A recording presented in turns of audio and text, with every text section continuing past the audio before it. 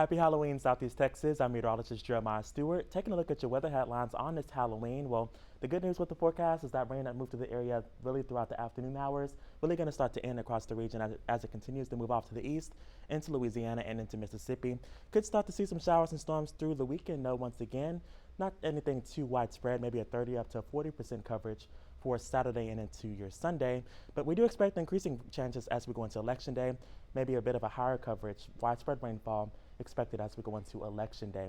But for tonight, looking at that trick-or-treat forecast, well, mostly cloudy skies. Rain will be ending with those lows into the low to middle 70s as we go throughout this evening. Really a nice forecast for the rest of today.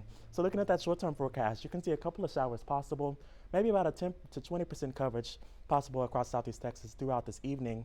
Then as we go throughout tonight, we should start to cool things down back into the upper 60s and lower to middle 70s. And we could see some patchy fog develop up towards the lakes area as we go into early on Friday morning. Friday looks a bit drier compared to today, maybe about a 20 to 30% coverage as we go into tomorrow. This model really not showing hardly anything as we start to dry things out a tad bit across Southeast Texas as we go into your Friday. But as I mentioned, Saturday and Sunday, we could start to see those rain chances kind of uptick once again for the weekend. And this is why, looking at that upper air pattern, well, right now we still have the southwesterly flow, but notice as we go into, say, late into Friday and into Saturday, we start to see this big trough of low pressure off towards our west start to inch off to the east. That'll start to bring in some disturbances across Texas and Oklahoma and really into Southeast Texas as well. Could start to see some of those disturbances move in as early as Tuesday. So could see a couple of showers and storms, maybe widespread showers and storms in the forecast as we go into Tuesday of next week.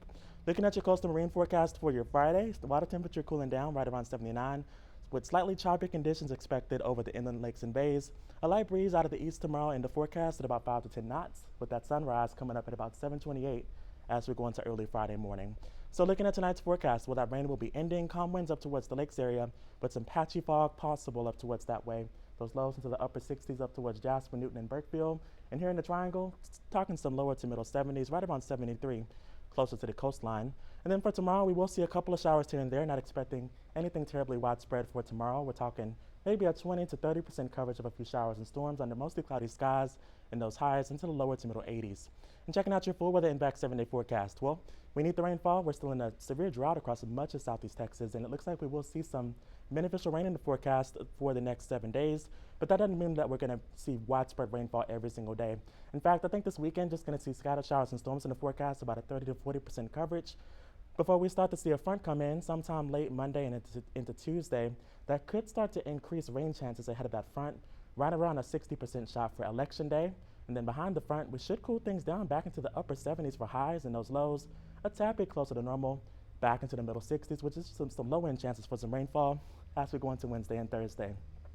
Download the 12 News Now app, follow us on Facebook, X, and Instagram, and as always, there's more weather on 12newsnow.com.